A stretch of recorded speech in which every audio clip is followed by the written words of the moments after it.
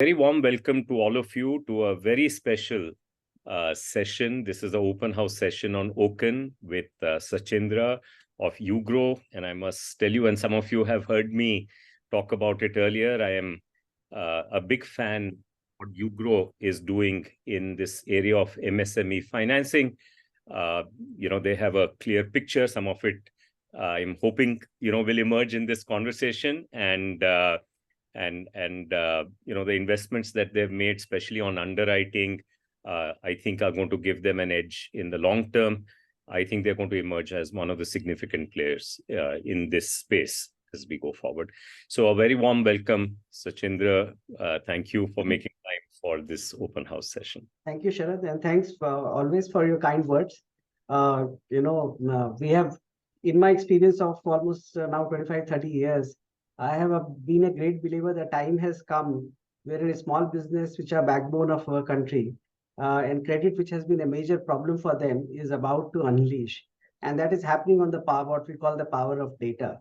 So here is the time when you can see the perennial problem of credit not being available to MSME would eventually get solved. It might take some more time, but time has come. So tell us a little more about it, because you have a vision for the company, and I know you have a couple of slides to walk through that. So would you like to just give us a overview of what your thinking has been about this sector and, how you see it evolving in the future? Sure, Sharad. See, from very, long period of time in my corporate career, given that I came from a very small town, I have seen small businesses, how they suffer, how they struggle. This has always intrigued me that why it is the case that, one of the largest contributor to our economy, which is small businesses, which contribute almost 30% of our GDP, generates massive employment of around 12, 13 odd crore people. When it comes to the lending or the credit, why there is no large lending institution around that? So we have lending institution around consumer finance, we have large lending NBFCs around vehicle finance, we have gold loan companies, we have, it comes to MSME, this is more of a narrative, this is more of a noise. Everyone says that we want to do it, but you don't come across an entity which is 50,000, 75,000 crore, 1 lakh crore. And, oddly enough, the credit gap, so-called credit gap between 2017 to 2022 has gone up by almost from 55 trillion rupees to 85 trillion rupees. And what we realized when we were, thinking about creating an institution around it, that the problem lies with the businesses itself, because lending per se is a very formal activity. We need to test three things: the intent of the customer, his eligibility, and his ability to pay. And ability to pay means that because the lenders are dependent upon formal documentation, balance sheet, income tax statement, versus businesses were in informal economy, there was a gap. And that started changing first with demand, wherein, there was a psychological barrier of small businesses thinking that they have to be more formal. Then advent of GST, then digitization of banking, and last but not least, the population or the footprint of the bureau around small businesses started increasing. And things like OCEN and others which are happening would simply transform the credit from what we call collateral to cash flow. The collateral, why the collateral was required? It was predominantly required because when a lender was unable to assess the repayment capability, he asked for a collateral. But if you can assess the repayment capability through the lens of the data, the need of the collateral would keep going down as the time will pass. Absolutely. And give us a sense of how big is U GRO now? How big is the market opportunity? Tell us a little bit about that as well now. So as I said, that the market opportunity for small business financing, I think so we can have 100 plus financial institution with more than 50,000 crore of balance sheet size. And then also this credit gap would not get fulfilled. It is sheer, so the gap is 85 trillion rupees. Even if you have to apply some form of a capital buffer to fulfill this gap, I think so we are two and a half decades away from ever fulfilling this gap. So that's the size of the market opportunity. And, I keep saying India lives in Bharat, and Bharat is now progressing not on the back of large industries, but it is now growing on the basis of small businesses. every small city and towns and small businesses, and how they are now progressing is what would drive this. With respect to the UGRO, actually our journey has been very unique. We started this business as we are technically India's first listed startup. We wanted to create a permanent structure, an institution in itself, and we felt that the public market and being listed from day one is far more beneficial in terms of accessing the capital, both from equity capital market side as well as debt capital market side. So we did that in 2018. We acquired a small listed NBFC, raised roughly around 950 crore capital from four of the large traditional private equity funds. And as we did that, and we felt that now we are on the path of creating a large institution, the credit crisis in India has happened in September, within 2 months of our raising capital, which means that everything we thought how it would pan out would just went down the drain. So we waited out for first year for the ILFS, the DHFL, the Yes Bank crisis to evaporate. And we started our business in April 19. The first full year wherein we built the management team, the little bit of data tech, our sectoral philosophy, all of that, we did around 850 odd crore. And then we have this serious downtime of COVID. During COVID period, we built the entire platform out. Our view was that COVID would either become perpetual, which means the world would come to an end, or it would evaporate, and when it evaporates, you have a market opportunity which you should be able to serve. And resultant of that was that in 2022 we were 3,000 crore, in 23 we were 6,000 odd crore, and this year we should be roughly around between 9 to 10,000 odd crore. Most importantly, of this credit gap which we talk about, we believe there are three customer segments within the MSME. The overserved customer, which are 25 crore turnover to 200 crore turnover business, the unserved customer, which is new to credit, and the underserved customer. We define the underserved small businesses are those which have, say, 15 lakh turnover to 15 crore turnover, and that represent 95% of the unmet demand. This is where the data would play a massive role. These are the customers who have some vintage, some history. They are one who are adopting to digitization with full force. You can use multiple stacks of GST, the banking, the bureau, the OCEN. All of that is designed around all of this, and this is what we focus on. And we think so we are on right path to create a largest small business financing institution driven by data plus tech. See, what I love is your clarity of thought, the passion that you have for this. But, I am somewhat mystified. Despite all that, here is this line on your slides. We aspire to serve 1% of the lending market. Now, clearly, in your mind, this is a very large gap that we are talking about, right? Now, why is it that others are not able to see this gap? Why is it visible to, let's say, some of us in iSpirit? It's visible to you. Why is it not visible to everybody else? What do you think is going on? What are the blinders that people have that prevent them from being able to see this gap as they go forward? Very difficult question to answer, but I would put it differently. This is no different to consumer financing, Sharad. If you think of consumer financing pre-2008, I keep giving this example to a lot of people. I remember my father, when he first wanted to buy a scooter, which was Priya. The scooter came after a wait of 6 years. So you have to book a scooter, and it used to come after 5-6 years wait. And to buy that scooter, he started a recurring fixed deposit. So he knew by the time the scooter would come, for delivery, he would have saved that money. And you could ask the same question, why consumer financing pre-2010 was not there at all? That's one part of it. And today, in fact, you can walk into any store, you may have money, you may not have money, but you can buy any consumer good, to an extent that wherein it has heated up so much that RBI is concerned about it. Yes. But simultaneously, it is also that why there is only one or two large lenders have created such a large size for themselves, and others are still in the catch-up game.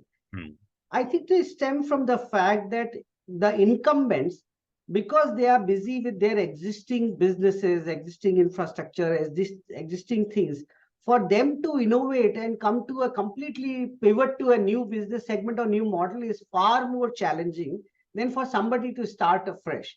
I'm not saying the others won't go there. Everyone is talking about it, and with the lag effects, most of them would build large businesses around small businesses. But if you start fresh and you think fresh about it, then you have an ability to probably look it much deeper and sharper. And I kind of agree with you because, at, in a sense, this is not a surface change in the business. This requires a deep change in the business. In fact, your team had shared this slide earlier, which I'll flash, which I think is trying to make the same point, right? And since it's deep change, it is very hard for many people to embrace it, right? I mean, on surface, it's very easy, but actually it requires every part of the business to be reimagined. Is that, yeah, am I stating this in a way that resonates with you? Of course. I'll give you one simple example. Today, you grow of our roughly around 8,000 crore balance sheet, around 4,000 odd crore is in co-lending, which Yeah. we do with banks. When we started our journey, we have this thing called GRO score, which is nothing but defining credit by using the turnover data from GST, using the cash flow data from the banking, and bureau footprint, and all the three, the revenue profile, the cash flow profile, and the behavioral footprint comes and it scores a customer in 5 risk band, and machine says yes and no, and then it goes to the credit. We thought that this is a path breaking thing and banks would be able to understand and adopt to it.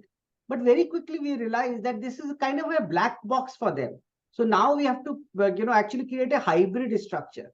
For all of credit and underwriting, for our purposes, we use our GRO score. But when it goes to the bank, we give them the parameter which they are comfortable with, which is what? A loan to value, type of collateral and property, the CIBIL score, the age of the customer. Because we said we have to run the hybrid score. We are a Ferrari doesn't mean that everyone has to become a Ferrari. So if the Ferrari has to be attached to a slow moving vehicle, so let the Ferrari can go up as much as the back-end vehicle goes along with us. So I think so it's an evolution of the market. Most of our bank partners who started doing co-lending with us only on what we call physical collateral based lending are now adopting to some of our new generation program. I would say we are only 25% in that journey.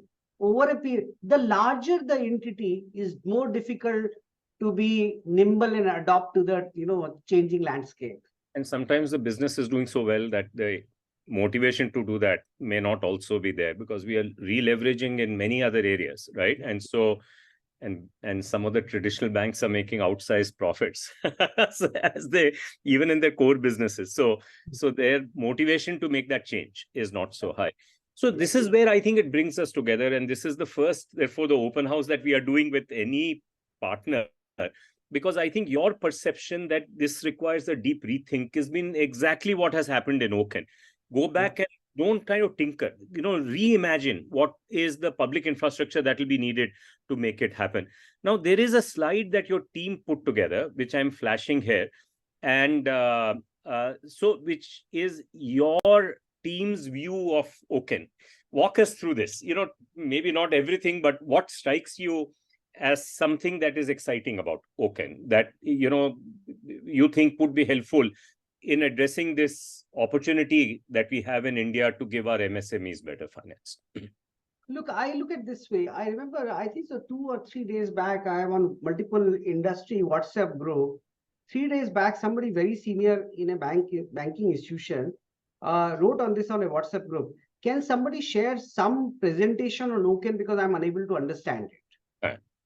And I said, oh my God, it has been, we have been talking about it for so long.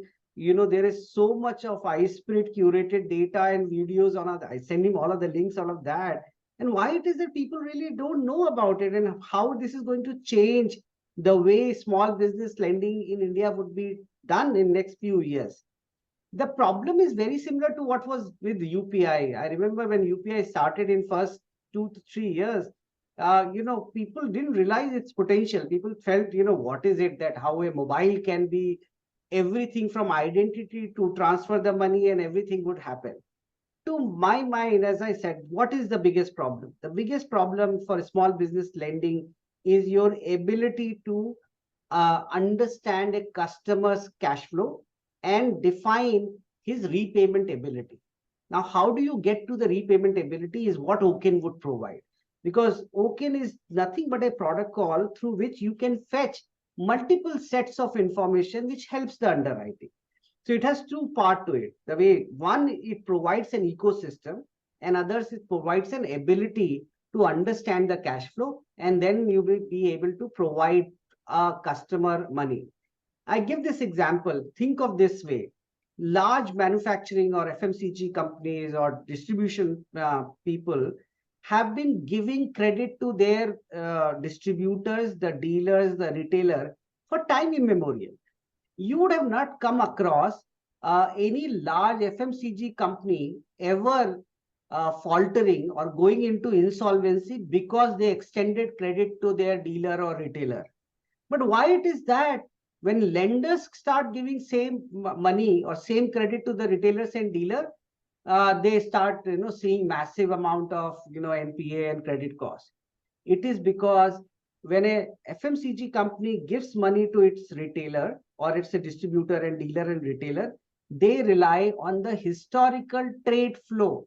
When he purchased the material, in what season, what cycle, how much time it has taken for that retailer to give the money back, whether the FMCG company should extend a retailer a 60-day credit, a 90-day credit, or a 100-day credit. Now, OCEN actually provides the same ability. So on the one side, suppose all of the FMCG company in India becomes a loan service provider and integrate and open their trade data to a lender which is on the other side.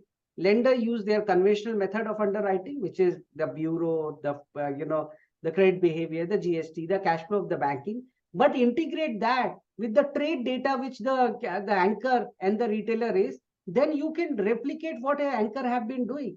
The problem of extending the working capital from these FMCG companies and they getting constrained, and because of that, a retailer buying material at 3 rupees per sakada by borrowing from the local market can just completely get evaporated. Because right, when a retailer is buying real material, he is finally selling to a consumer, he is getting the money back, and that money would return the money back to the lender. So there is hardly any risk, except there are some people who will have a bad intent, which will always be the case in lending business. In fact, this brings me to this conversation that we've been having. We have a very progressive regulator, right? They are very keen to solve this problem. And there have been very good conversations taking place as to the role they can play, in making that happen. So, while partly this is a conversation that will happen with the regulators, I thought it will be helpful for us to share this with some of the other players who are looking at it so that they can point out something here that we may have missed, because as we have these collective conversations with the regulator, are we missing out something, or are we capturing all the points that are there in relative terms? Do they feel strongly that is there something which we should emphasize more than others? So later, you will see a Google link, Google Forms link that will come up so that people can respond to some of the questions about these challenges, and even lists, so that when we do these industry conversations, they can be part of them as they go forward. So, you want to spend a few minutes walking through these slides. Why have we divided this into two parts? Why are each one of them important? Speak a little to this slide so that it comes to life for the people who are listening to us right now. One of the biggest challenge is the cost of credit delivery. The cost of credit delivery is predominantly a function of how frictionless the delivery of credit can be. If you add to the friction, it increases the cost and then motivates a lender. And that's why lenders continue to focus on doing large ticket size, longer tenor financing versus very small, short-term financing. So if you what we call the KYC related, think of a very simple example. Today, any fintech or an NBFC, why there is all public infrastructure which is available, but if you have to do a KYC for a customer on the basis of an Aadhaar system, there is a requirement of doing a face-to-face verification. Now think of this, that I am doing a financing through an OCEN platform for a retailer which is 4,000 kilometers from my head office. I may not have a physical location there. Now, if I have to employ a third party to go physically meet the customer and verify his Aadhaar from original, then it's a huge amount of cost. It can be solved. Banks are not required to do that. But NBFCs and fintechs are required to this enhanced, due diligence on the customer. Second is that for some reason, it is presumed, it is contrary to what we have been just talking, that saying that any customer coming through a digital mode is a high risk customer. Regulation required to classify them as a high risk customer. Actually, it should be other way around. Third, for example, now some of these retail problems that we've had, they've created this unfortunate kind of mindset for us. Yeah. And that's not true in the business loans that we are looking at. Of course, and we need to therefore make a distinction between what happens on the retail consumer side versus what happens on the business side, right? But the good thing is that it is happening, So actually, industry have not understood when RBI came and said the unsecured loan has heated up. They make sure that they said it is about consumer financing and personal loans and not unsecured loan for business, because there you need to do unsecured loans. For example, video KYC. Now, video KYC is a very good, remarkable change or evolution in the industry. But there is no platform which has been white label or which has been authorized by the regulator. You can do a plug and play basis. So I think these are only few. But first, the most important point is that as an industry, we have to find the point of friction, which is the increasing the cost of delivery of credit, and we have to reduce it. I think so, which is on, multiple regulations which keep coming in terms of, I agree with the point that the customer should be aware what they are getting into. But this is also a fact that by just adding content to your end delivery, not necessarily customer is becoming aware. So how do you make sure for certain types of credit, so if a customer which is borrowing at 3 rupees per second from a local market, what is more important for him is that he's borrowing at, say, X IRR, which is 14, 16, 17%, and he understands that. So I think the entire fair practice code for form of digital lending, especially for MSME segment, has to be reimagined completely. So because we have regulation which are uniform across all product lines, sometimes they're not, very. I keep giving this example. You get to an app and you get to a small personal loan which is charging 40%, but you don't get to know, is completely different versus a business loan getting integrated through any form of an OCEN platform and credit getting delivered. So I think so we have to define the roles of the different actors in the entire theater of the business loan segment in India. So we would love to hear from people who are listening to us through the Google form. I think the big point that you're making is that we've come to a point. This is the moment where we must call out MSME lending as a category by itself, so that we can streamline, not only these public platforms, but also the regulation that goes, so that everybody thrives, because this market is big enough for many, many players, as you pointed out yourself, right?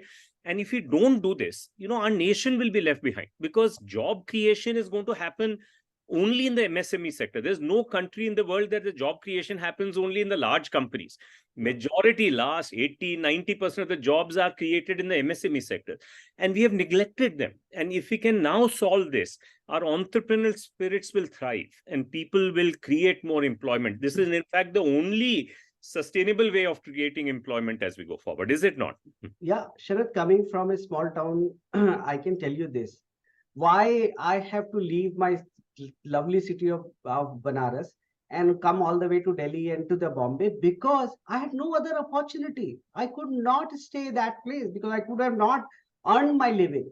If this country's social fabric has to be maintained, the only way it can be done when we let the Bharat grow. And the Bharat can only grow on the basis of a small business, which means collectively we have to enable credit for small businesses, because there is no PE, there is no VC, there is no large funding coming for small businesses. It is an entrepreneur who start with a small saving of his, and the credit only enables him to expand and employ more people. So I think so it is a matter of national priority that we solve the problem of credit when it comes to MSME.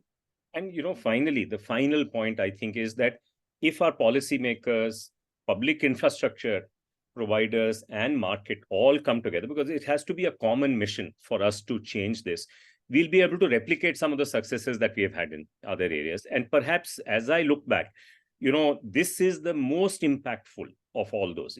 Getting a good payment system is very good, but getting the MSME lending problem solved as you pointed out, it has significantly more important consequences for the country. So let's work together to make it happen. Thank you so much for coming on this open house session. And we hope to do many more conversations. And hopefully sometime back, you'll come and share your learnings on OCEN and tell what's working, what's not working, how to improve it, because it has to be a collective exercise of making one good thing in the last, I would say, the most important thing, that the importance of unleashing credit for MSME is priority for everyone. I have not come across either a regulator or the government body or the bank or the financial institution, anyone saying, no, it is not important. Now it is about how do we create that collective force and jointly solve for that. And some of that we will do in future to come. Absolutely. All right. Thank you so much.